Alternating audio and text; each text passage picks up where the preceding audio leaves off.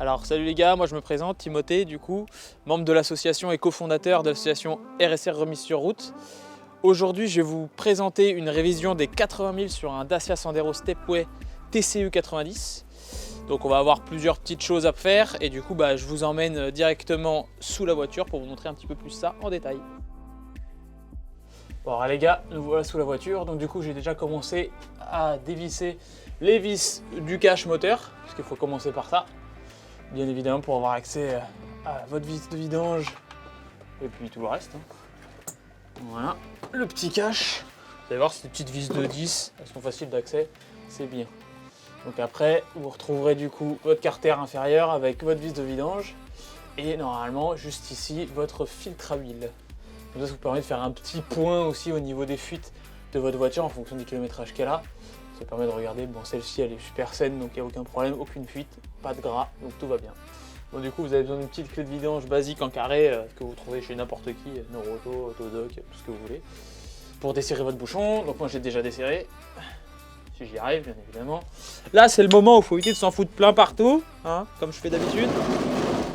Vous mettez votre bac, on dessert, petit tips, faut rester appuyé, vous desserrez votre bouchon. Tout doucement, vous gardez une pression sur le bouchon pour pas qu'il saute. Quand vous sentez qu'il y a de l'huile qui coule, comme là il commence, là vous lâchez et normalement ça se passe plutôt bien. Ça évite d'en foutre absolument partout. Bon, je me suis foutu un peu sur les doigts mais bon, ça on peut pas y échapper. Et voilà, comme ça vous allez pouvoir laisser vidanger tranquillement. Et une fois que là le flux a fini de couler, que vous ayez un peu de place, vous allez choper le filtre à huile qui est juste derrière. Comme ça après on laisse tout vidanger et après on se retrouve sur le dessus de la voiture. Du coup là une petite clé de 27 pour desserrer le filtre. Là vous allez vous en foutre partout mais bon c'est un peu ça le challenge aussi, de réussir à pas trop en foutre partout, on va le laisser couler gentiment. Que c'est le problème des filtres par le dessous comme ça, c'est que du coup votre boîte de filtre elle est remplie d'huile. Contrairement aux filtres par le dessus où ils se vident directement. Comme ce qu'on peut retrouver sur les BM. Voilà. Donc bon, on laisse vidanger ça et après on se retrouve sur le dessus de la voiture.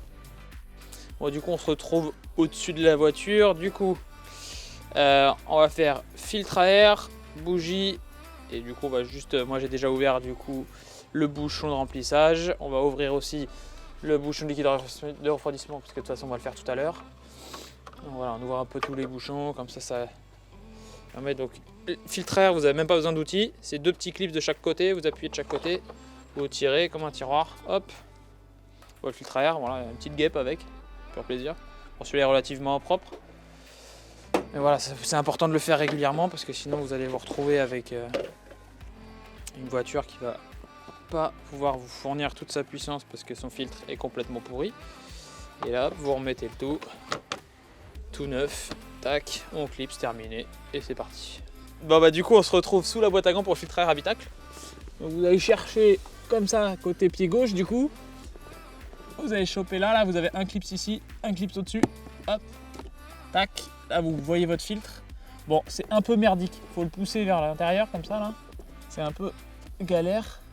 Donc là, je l'ai poussé vers le fond pour attraper le coin du haut, par le dessus. Là vous allez choper le coin, tac, hop, voilà, hop, hop, et voilà. Donc là, voilà l'ancien filtre qui est dans un état un peu crade, hein. Vive la région parisienne. Et là vous avez un filtre neuf.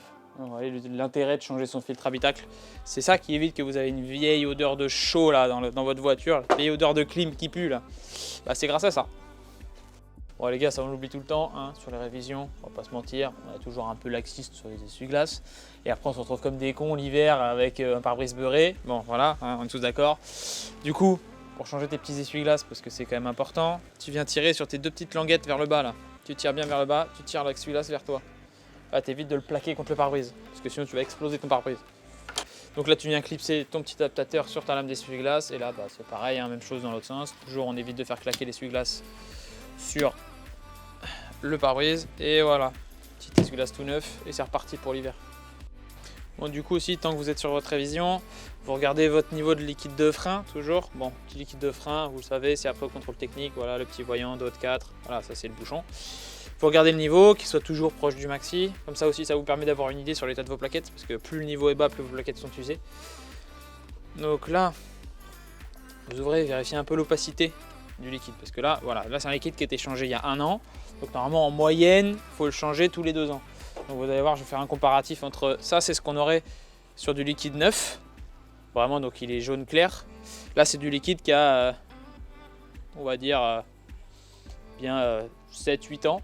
C'était sur un véhicule qui était à l'arrêt pendant des années. Donc du coup voilà comment ça termine. C'est qu'en fait l'humidité est rentrée dans le liquide et du coup ça devient... Et c'est à cause de ça que vous avez une sensation de spongieuse dans votre pédale en fait. C'est à cause de ça. C'est à cause du liquide qui a vieilli, qui est rempli d'eau.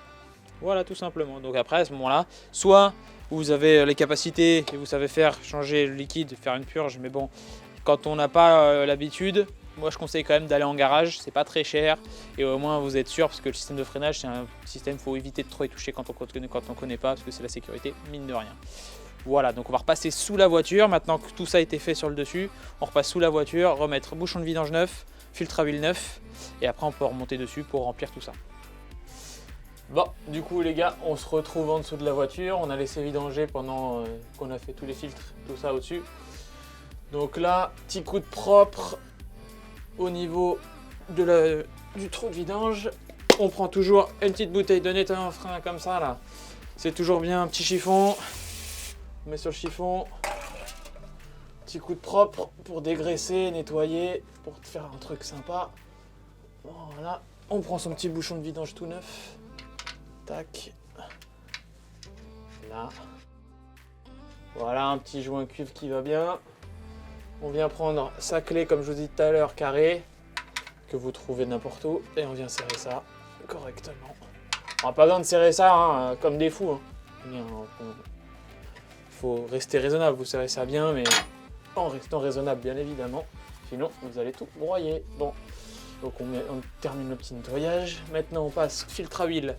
Donc pareil, on met un coup de propre partout, on essuie, on nettoie, on travaille bien, on ne fait pas ça à moitié. Après, vous pouvez même, si vraiment il y en a vraiment partout et que c'est pas propre, vous pouvez même directement arroser le nettoyant frein partout. C'est pas un problème, ça sèche. Même le mieux, c'est un petit coup de nettoyant frein.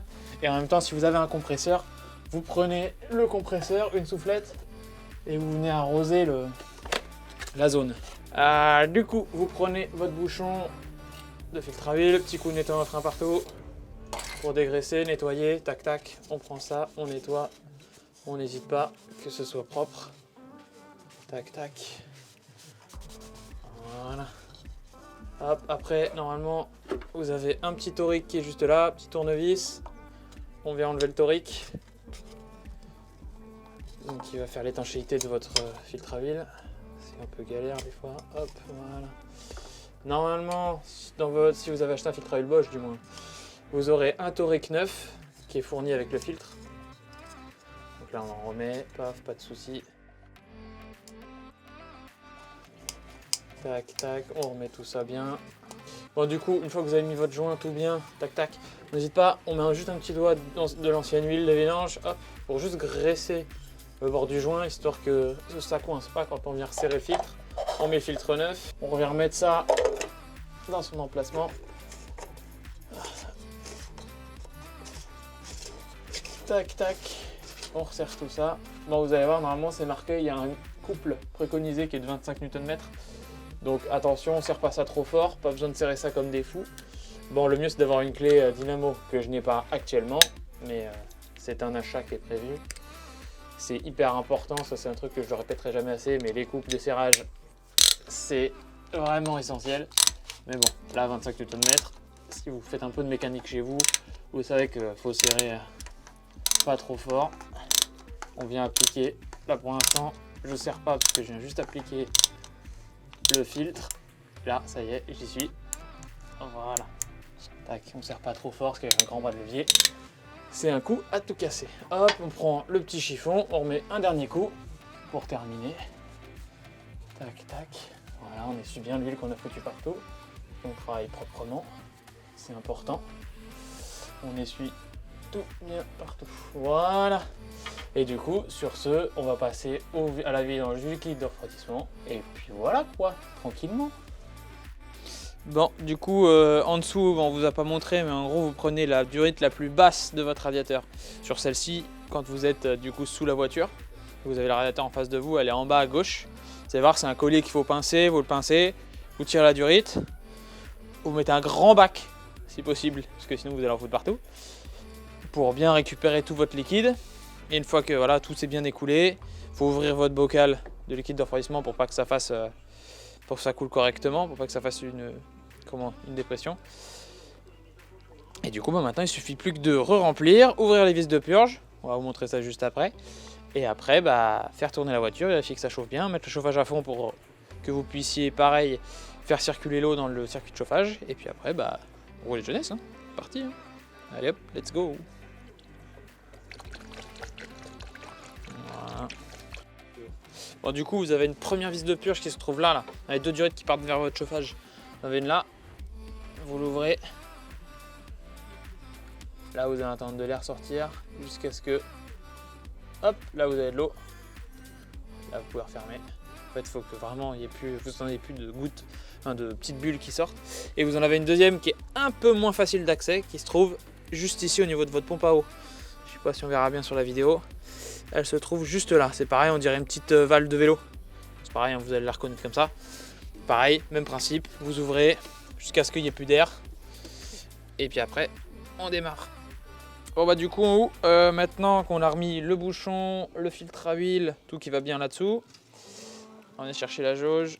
Petite technique pour éviter d'en foutre partout, vous avez capté, on l'a tous vu sur TikTok, pour ceux qui utilisent un petit peu quand même. Voilà, vous prenez ça, et hop, c'est parti.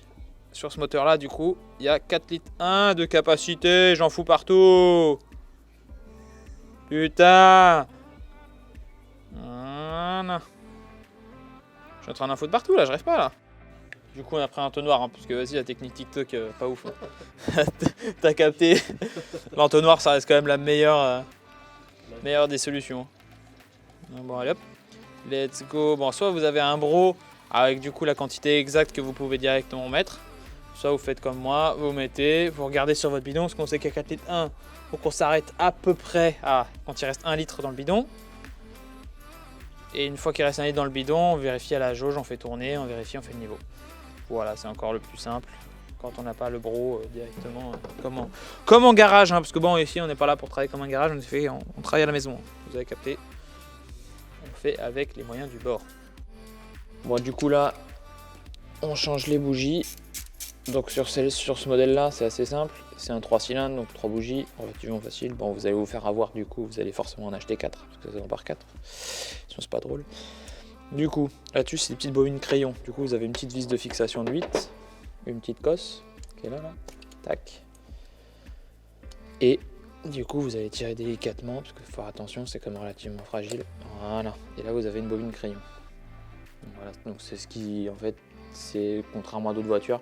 D'habitude, vous avez le fil avec l'antiparasite et votre bobine qui est au-dessus. Là, tout est en une seule et même pièce. Voilà, on pose ça. On prend une petite clé du coup à bougie en 14. Allez chercher la bougie dans le fond. Voilà. Donc là, voilà, vous avez une ancienne bougie vs une nouvelle. Voilà, on voit pas énormément la différence. On voit que voilà, qu'elle est un peu plus salie. Après, celles-là, elles sont bien entretenues, donc si votre voiture est entretenue régulièrement, vous n'aurez pas de grosse diff normalement. Bon, elle est chaude, du coup, je me crame les doigts. Bougie, jamais serrer très fort. Si vous n'avez pas de clé dynamo, le mieux c'est voilà, vous serrez jusqu'à ce que contact, un quart de tour en plus. Et pas besoin de serrer ça comme des brutes. Voilà, parce qu'après sinon vous allez casser la bougie dans la culasse et après bon courage. Voilà, et puis après vous recommencez l'opération sur cylindre 2 et 3. Voilà.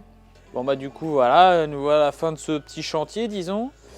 Du coup pour rappeler un peu tout ce qu'on a fait, on a fait une vidange, donc huile, remplacement du filtre à huile, une vidange de liquide de refroidissement avec remplacement purge, changement des essuie-glaces avant-arrière, on a fait filtre habitacle, filtre à air, les bougies, et me semble-t-il que c'est tout.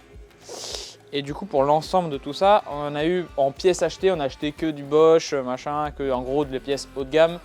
Du coup on en a eu pour 230 € de pièces pures, et en termes de temps, on va dire qu'on a mis à peu près 3 heures sans se presser.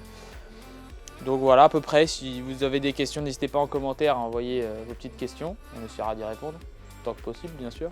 lâchez un petit abonnement parce que quand même c'est cool, ça permettra un petit peu de voir, de jauger un peu si ça vous intéresse ou pas du tout. Puis lâchez un petit like, c'est quand même sympa. Et puis sur ce, bonne soirée, bonne journée, ou je sais pas quand est-ce que vous allez regarder, mais en tout cas, passez une bonne année, puisqu'on est quand même en ce début d'année 2022. Ciao!